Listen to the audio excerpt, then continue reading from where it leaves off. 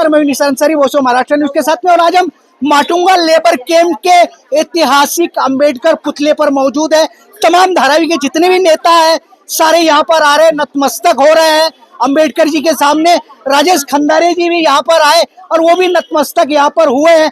राजेश खंडारे जी, मैं एक चीज तो देख रहा हूँ कि बड़ी संख्या में महिलाएं आपके साथ जुड़ी हुई है, मुस्लिम महिलाएं हैं, सभी समाज की महिलाएं।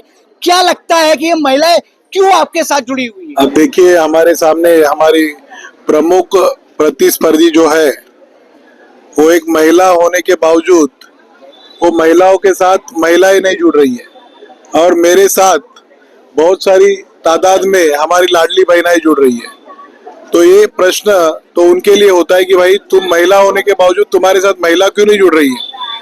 तुमने महिलाओं के लिए ऐसा कोई काम क्यों नहीं किया कि तुम्हारे साथ यहाँ की महिलाएं जुड़ जाए?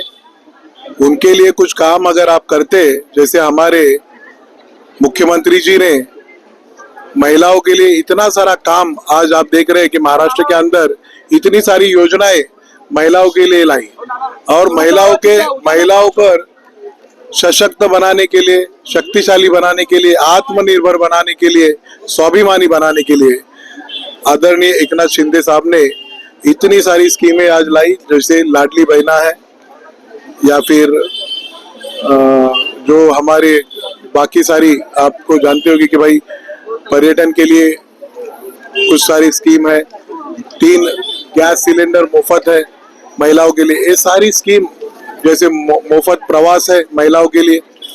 तो इतनी सारी अलग अलग स्कीमें आज लाई है। तो महिला सक्षमीकरण जो हुआ है आज महाराष्ट्र के अंदर, तो आप सभी जगह पर आप देखेंगे कि महिलाएं इतनी खुश है कि उन्हें लगता है कि भाई, हमारा अगर कोई भाई है तो आदरणीय एकनाथ शिंदे साहब है, और उसी के तहत, उनके मेहरबानी के तहत हमारे जैसे लोगों को उसके फायदे होते हुए आज दिख रहे हैं। ये सभी महिलाएं हमारे साथ आज पूरे ताकत से जुड़ी हुई है, और आने वाले विधानसभा में उनकी दूसरी लाडली बहन जो आई है उनको जवाब देगी ये महिलाएं। उसी के साथ में राजेश खंडारी जी कह रहे हैं बड़ी ताकत के साथ महिलाएं जुड़ी हुई है। एक महिला बहन यहाँ पर है, मैं आपसे जानना चाह रहा हूँ कि आप इज ए मुस्लिम और ये शिवसेना पार्टी है, इसके अंदर तमाम दल है जिनको लोग बुरा कह रहे हैं, फिर भी आप यहाँ पर क्यों हो? सर, हम लोग इनके साथ बहुत सालों से जुड़े हुए। सर मुझे जानते भी नहीं जब से मैं जुड़ी हूँ, इनका फाउंडेशन भी जानती हूँ। हम लोगों को इनके साथ जुड़े जब से, हम लोग को सुकून है, अच्छा है, एजुकेशन का कोई प्रॉब्लम नहीं। कभी भी जाओ ये ऑफिस में मिलते हैं सर।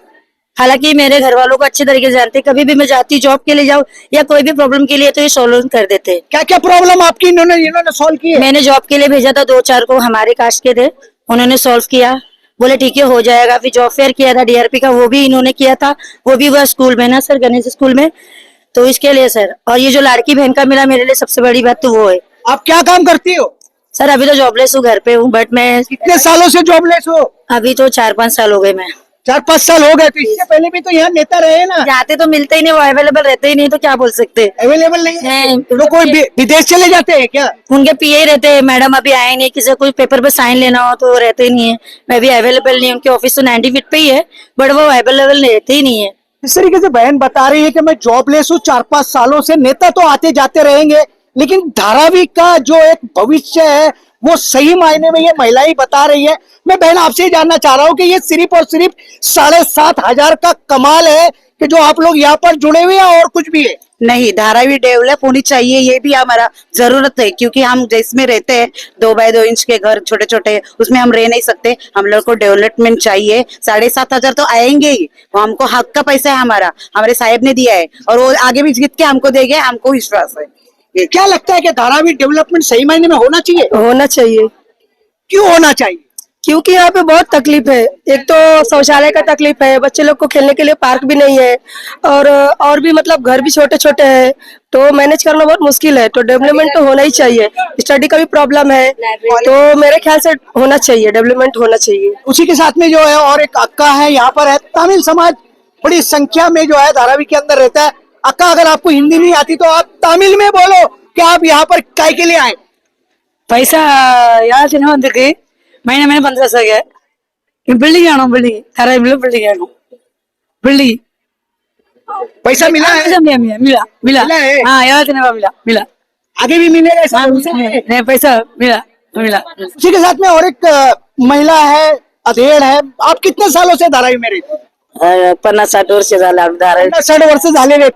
काय वाटते तुम्हाला खरोखरच खरोखरच आम्हाला होणं का? हा आम्हाला सगळं चांगलं भेटा. आम्ही एवढे वर्ष राहतो. काहीतरी आम्हाला सगळ्या मुलाबाळांना वगैरे सगळी सुविधा पाहिजे.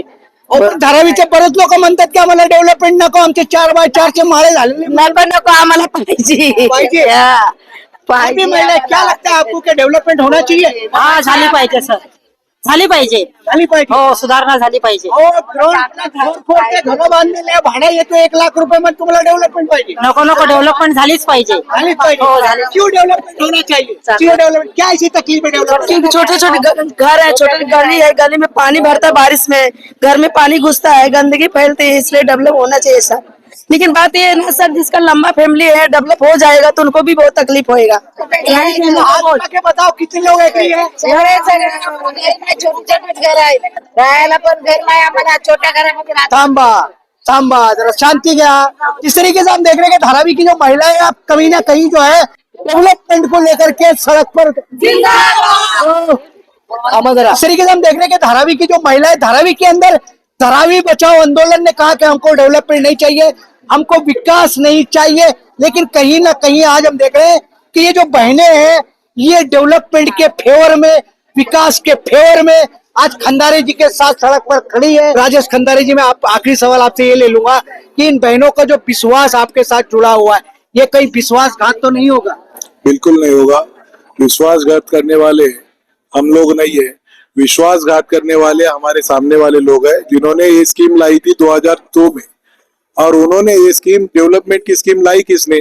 आदरणीय तत्कालीन खासदार एकनाथ जी शिंदे साहब, आदरणीय मंत्री आमदार वर्षाताई गायकवाड़, इन्होंने ये स्कीम लाई. तो मैं उनको पूछना चाहता हूँ कि भाई आपने स्कीम लाई, एलसीडी पर उन्होंने दिखाया कि उनका विकास का मॉडल उन्होंने एलसीडी पर दिखाया 2002 में. लोगों को फंसाया कि घर ऐसे रहेगा, घर के सामने मैदान ऐसा रहेगा, ग्राउंड ऐसा रहेगा, हॉस्पिटल रहेगा और स्कूलें ऐसे रहेगी, कॉलेजेस रहेगी. ये मॉडल उन्होंने 2002 से दिखाया और लोगों को फंसा कर मतदान लिया. जब चुनाव आते हैं तो विकास का मुद्दा करते हैं और विकास करते ही नहीं. विकास रोकने के किसने रोका है? आज 2002 से विकास का मॉडल आपने बताया, आपने लाया, तो आप बनाते क्यों नहीं हो?